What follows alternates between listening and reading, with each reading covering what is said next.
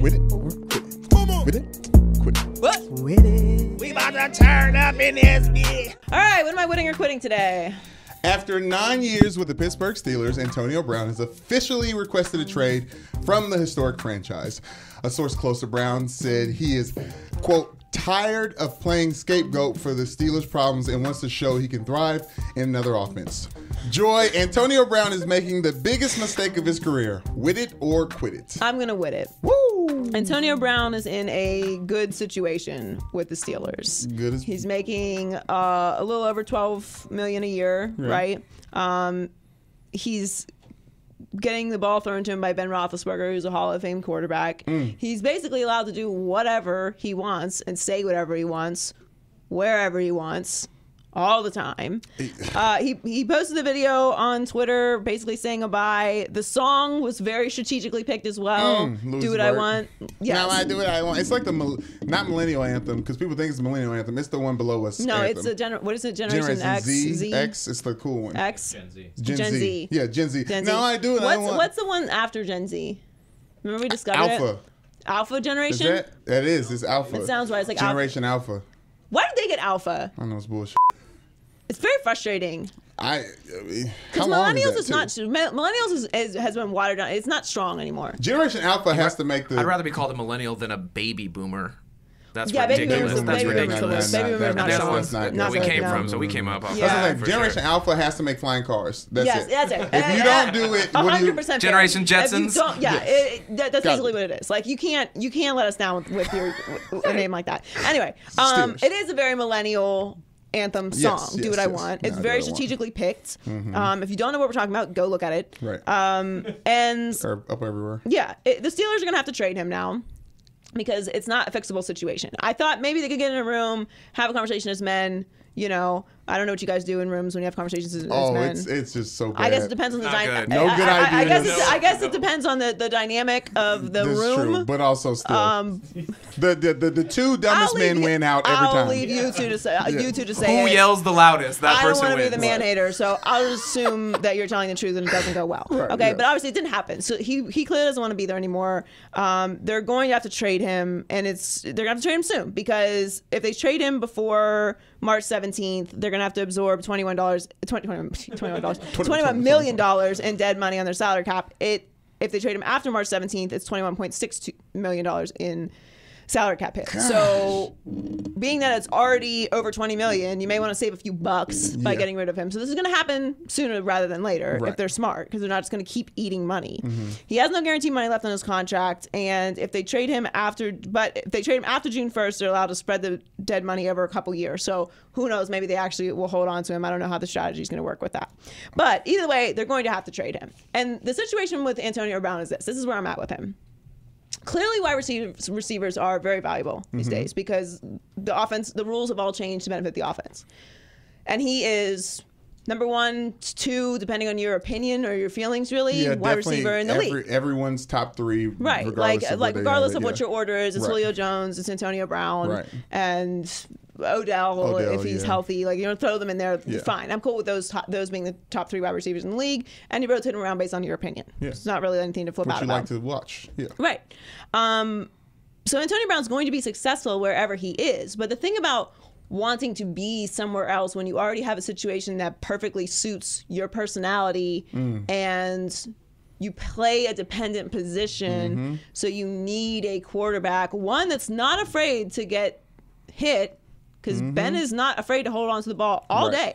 He'll hold on all day. Yeah. Just keep as long as Big he and likes, durable. as long as he feels like having it. He's not going to run. He's just going to stand there like a big potato, and he's going to take that hit. Yeah. So that's not everywhere. That's actually very rare. Yeah, and not everywhere has a run offense that allows a wide receiver like Antonio Brown to go over the top. Or other strong receivers that require attention that allows you to get open. So I think that this is a perfect situation for Antonio Brown. It's unfortunate that it's ended. It's going to end. However, it's going to end. Yeah. But Antonio Brown has a lot of stuff with him now, too. Like, I just had Ashley print a list of things and stuff. There's just a lot of stuff. A lot of bags. It's a lot of bags. And I just find it, like, there's, like, so many of them. What type of stuff? We don't even know what the type of stuff. What am I supposed to start with? Like, obviously, there's the Facebook thing, which I can't get over. Facebook. Like, I can't even understand the mentality of going live from Facebook in the post while you're maybe like during the celebration for 5 seconds or something, but while your coach is giving a speech at the end of the game. Well, it's a reflection of the lack of respect that Antonio Brown has. I just think it's a lack of mindfulness. Like, it's not even about lack of respect. Like, I don't think Antonio Brown doesn't have respect for his teammates or for himself.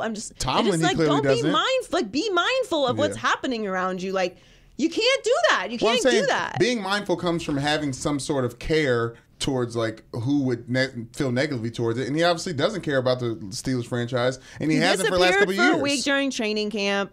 Unacceptable completely. He skipped most of OTAs. Like, I don't want to get into all the personal stuff that he's got going on right now because, I mean, there's enough of it. There's enough of it. And then obviously what happened at the end of the year, too. So I don't, overall, like, I don't think the Steelers are better without Antonio Brown. Oh, of course Facts. not. They're not better without him. So I don't like that part of it. But I also think that the Steelers are in a horrible position. I don't know who to place the blame on, but there's some vein through all of this. And I personally feel like it's Tomlin. And I don't know how else to say that, but, like, this is not the Steelers brand. The Steelers brand is close, at least in my mind, is closer to, like, the Patriots brand. Right. Like, maybe, like, a little bit more flashy and outgoing. You got Terry Bradshaw, you got the Steel Curtain. You know what I mean? We got the nickname stuff going on. Right. But overall, it's a steady franchise with steady ownership, a strong fan base, historically great, cornerstone franchise in the NFL. And it's like, this is chaos all the time. And it's where the is it coming from? Like, how does everybody just do what they want? Honestly, it's got to boil down to Ben Roethlisberger and how much that he runs things, because obviously we talk about Tom Brady and the Patriots being a historical good franchise, but the people that are put in power to run the franchise are put in power to do so, and they let them do that and respect it, and they don't let your quarterback run things. I think Ben Roethlisberger being bent over backwards for rubbed Antonio Brown the wrong way. The main point getter, receiver. I think it's more about Ben Roethlisberger not setting the standard for how people are supposed to behave in the franchise. Because that's true. When we talk about Bill Belichick and Tom Brady, we always talk about them being lockstep with everything. And everything comes from Tom Brady down. How Tom Brady acts sets the standard for everyone else. As soon as you step in the building, you see how Tom Brady acts, so you get in line. Like Ocho Cinco's talked about that. Like James Harrison, like, as soon as you walk in the building, you know what it is. Bill Belichick, motherfucking Tom Brady, and like, so that clearly doesn't happen. The idea that a wide receiver should be treated better than a Hall of Fame, like, Ben got rings. Hello, man. Okay, like, everything else aside, of course he's going to get treated that way. Too. Yes. So I mean, that may be how Antonio Brown feels, but he has no basis to feel that way, in my opinion. If your quarterback almost retired every offseason, wouldn't that bum you out? Maybe it is Ben. Just compared to your quarterback, like, on vacation with his supermodel wife, still working out most of the time. Yeah, I know but still, I know that's videos versus talk and whatever, but, like, you need to be all in, right? Like, you got to be all in. Tom Brady doesn't eat strawberries. It's pretty clear that he's dedicated. Yeah, and Ben is not sure as soon as the season ends if he wants to play. But Antonio Brown, it's a Tom Brady. It's a Ben Roethlisberger, Mike Tomlin lack of responsibility sandwich. Yeah, but Antonio Brown has to realize he can. With some Heinz 57 in there. Hey. Stop. No ketchup on the sandwich. You put ketchup on a sandwich. I got so many food jokes today. Antonio Brown needs to realize he can get traded to another team that can't get him the ball. Like Odell is in a situation with the Giants right now. Yeah. Like, you have to count your blessings, and I understand there's other options out there, and you can be a sort of someone becoming something. But, like, let's be real. This is football. This isn't basketball. These guys are moving around the NFL like it's the NBA, and it's not that easy. It's so many more variables that go into being on a winning football team. That's not just you. I agree with that. That being said, I hope he ends up in San Francisco, because that would be so interesting. Oh my gosh, yeah. Love to see that. Jimmy G and Antonio Brown. Oh, content. Do it. Oh, the content. Get it done. All right. What's next? Okay. The newest NBA rumors surround Boston Celtics and their growing dysfunction. On Brian Windhorst's radio show, some NBA writer named Tim gossiped. Jayson Tatum wouldn't mind if he was shipped to New Orleans and has the chance to be the face of a franchise somewhere. because he's not going to get that opportunity in Boston, at least not in the immediate future. The Celtics are currently a 5 seed in the East. Joy, the Boston Celtics are not making the Eastern Conference Finals. Wit it or quit it. No, I'm gonna quit that. I do think that they're in. I think they make it to the finals. What's all this stuff going on with dysfunction? Kyrie It's Irving about the door, everybody out the door. It's dysfunctional pie. I don't. It's currently being baked, and it's gonna taste weird when it This comes out. team is worse now than they were at any other point in time. I don't understand what's happening with the Celtics. Okay, I don't get it. I picked them to be to come out of the East. I flip flop a lot in the East because I just don't know what I want. I think that sometimes I think it's the Raptors, and then the 76ers got Tobias Harris, which I think is a huge piece. How does the Celtics fit in there? I know everyone keeps talking about the Pacers, but I don't want to talk about the Pacers. Okay, That's true, yeah. So I'm sorry, Pacers fans, but I just don't want to because I just don't think that it's going to be sustainable. Is really the reality. Like, you're going to make playoffs and that'll be fun, but that's it. So. It's between the Bucks, the Raptors, the Sixers, and the Celtics, because it comes down to stars at the end of the season. Mm-hmm. That's really what it is. And what's going on with the Celtics is super bizarre. I don't know what's happening. I know everyone keeps talking about this like rebuild, like it's some massive success. But are there rings at the end of the rebuild rainbow? Because I haven't seen any yet. So as far as I'm concerned, this is just a good team. They've been in the Eastern Conference Finals. Now they don't have a LeBron there, but I don't even think they'll get that far now. Like, there's actual disruption. It's the Boston Celtics. If the Eastern Conference Finals are something that they're proud of now, then this is not a success. That's just what it is. There's a standard in certain franchises. That's a big deal. That would be like the biggest deal ever to like the Pelicans. Okay? But this is the Boston Celtics, okay? They have things in the rafters, right? So this needs to be a championship, or all this has been not a success. Those are the facts, okay? I'm not giving people passes anymore. That's your Celtics. If all this was supposed to be working out the way, and Danny Ainge is this genius, and he's moving pieces around, he's got all these picks to work with. I mean, that was the real process. It should come down to it. I don't have a problem with Jayson Tatum wanting out of Boston, because this is a reflection of Boston more than anything else. If this is true, how? Because Boston is a place you should want to play. They have good pieces. They're a good organization. They're a solid franchise. They have a great fan base. Like, you can be a legend there if you are successful. That's a place you should want to be. This is a reflection of Kyrie Irving. Because Jayson Tatum got a chance to be the face of a franchise last year. Why does Kyrie Irving not want to be there? Because he don't want to be the leader anymore. He don't want that. He don't want that pressure. Jayson Tatum still thinks he wants that smoke of leading a team. Kyrie Irving is realizing he just no longer wants that smoke. Yeah, I can somewhat agree with that. I think that Jayson Tatum he's sort of like he's in a Harden situation in OKC. Mm-hmm. Like, I think Jayson Tatum has the potential to be an incredible offensive player, and we saw that without Kyrie last year. He should have been the number 1 overall pick. He's incredibly talented. He's averaging 16.4 and 6.3 rebounds this season. Mm-hmm. And he has that potential. And if he goes to New Orleans or wherever he ends up, if it ends up being his team, he's going to have the ability to show that again. And he's only getting better, and he's only getting older and getting more experience. Well, yeah, there's just not enough guys like him in the NBA, in my opinion, who want to take a franchise from nothing to something like Giannis has with the Bucks. And if anyone is willing to do that for your franchise, regardless of where they're coming from, you should let them have that opportunity. I told the story on The Herd earlier. So when Earl was with the Suns, they went to Jayson Tatum's pre-draft workout, and instead of doing layups to warm up or like mid-range jump shots or something, or free throws, he shot corner threes. He made 35 of them in a row. And the only reason he didn't keep shooting them was because someone asked him to move on to something else. So you're saying he's a bad boy? Yes. He's real. Yes, and I don't have a problem with him wanting to move on. This is the thing. And it's not a reflection on him. It's a reflection on Boston. And Kyrie Irving wanting to move on is also a reflection on Boston. But AD doesn't want to go to the Celtics, so this is all null and void anyways. Yeah, that's kind of... You know what I'm saying? He's not going to go there. Yeah. All right, what's next? All right, let's get serious. On Monday, the Browns signed former Chiefs running back Kareem Hunt to a 1-year deal after solving their problem at quarterback and handing the team over to Freddie Kitchens. This may be a distraction that the Browns and Baker do not need.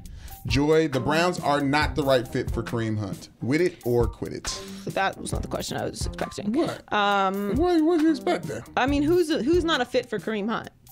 I don't have to wit it. Like, Kareem Hunt is incredibly talented. He would make any team better.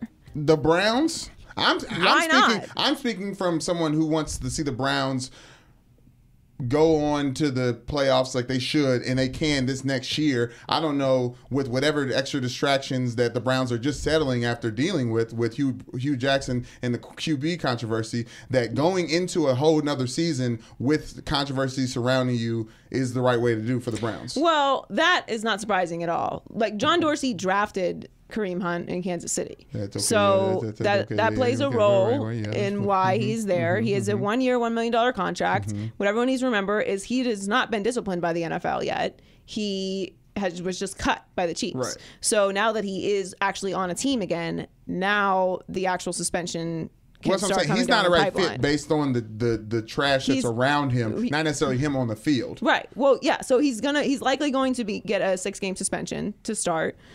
There's that right off top. I know everyone's talking about like he shouldn't be on a team and this is a reflection of the NFL's morals and all that. There was never a point where I thought for 1 second ever that Kareem Hunt was not going to eventually be on a team. Right. I thought it would last until maybe the middle of next season, but then he'd still have a 6-game suspension. So like you're really not even going to get him for that. Right. So it's actually, I guess, makes sense if you were going to try and get him to do it now so that it gives the NFL enough time to figure out what their punishment is, and then it kicks in at the beginning of the season logistically. Morally, look, Colin Kaepernick's still not on a team. And that's a go-to for everyone. And it's just the facts. He's not on a team. He did not hit anyone. He didn't hit a woman. He didn't steal any money. He just kneeled during the national anthem because black men and women and children were getting killed by police at an alarming rate. Yes. Okay. So he felt that was wrong. And a lot of people have supported him, us included. Yeah. And he is not on an NFL roster. Okay. Nor is he going to be. This whole conversation about like everyone pounding their chests about Kareem Hunt shouldn't be on a roster. Well, where's the moral standard here? Right. Okay. Yeah. And just to be clear, for anyone who doesn't know me, I'm more than qualified to talk about this. So just minimum level of research about me, you'll find that out. Like domestic violence survivor, I can say whatever I want. Look, like people get second chances in this league all the time. Yeah. People get second chances, period. We just saw what's his face, who that piece of shit from Dallas. What was his name? Oh, UFC? Greg Hardy. Greg Hardy. Yeah. UFC is a legitimate opportunity to be a fighter in UFC. Nothing changed about what he did. There was nothing changed. He was still the same guy who wasn't in the NFL. But the NFL is a what have you done lately league, and it is about statistics and stats. And that, I would say, the lack of time that Kaepernick has spent on the field is one of the reasons why everyone's now. Obviously, that lack of time was based on collusion and some sort of blackballing. Right. Like I don't think that he is going to get another opportunity in the league at this point because he's been out of the league for so long because of people not allowing him back in the league to send a message. So when he first was not on a team, yes, obviously he was good enough. And then the year after that, and then the year after that, it was. I mean, we've had what was some guy was on his couch for 7 years got an opportunity to be a backup quarterback. Like you need quarterbacks. So just miss me with all that. The whole tie with Kareem Hunt and Colin Kaepernick is this. There's no moral standard for what someone could do or shouldn't do that's going to get them back into the league. Like Kareem Hunt is apparently doing whatever kind of psychological work, therapists or anger management or whatever to move on from this. And what he did was wrong and despicable. And he had other situations too. A guy told police in Kansas City that his nose and ribs were broken by Kareem Hunt. Obviously, that was in a nightclub situation. Right. He punched another guy during some altercation in June that was on, I believe that one was on camera too. So it's not unheard of with Kareem Hunt. And this is what the Browns have chosen, that they would like to risk this. So any pushback that they get, they deserve, and they're aware that they were going to get pushback from this. But this is not the same as the Ray Rice situation, because that was the first one, and we become desensitized to this stuff, and that's just the reality.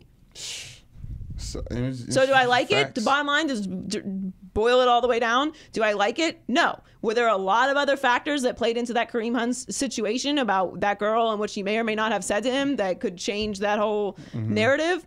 Yes, there were. And that I'll be honest with you, plays a part in how I feel about that whole incident to begin with. Right. But he obviously has a tendency to get into some trouble. We've seen that. We'll see what happens. But no, overall, I don't like it. But does it surprise me? 0%. Yeah, he was. Somebody was going to give him a chance. I'm surprised that the Browns were the ones that decided to do it. Normally, I would be if it wasn't for John Dorsey. being the one that drafted him, because that's what puts it all together.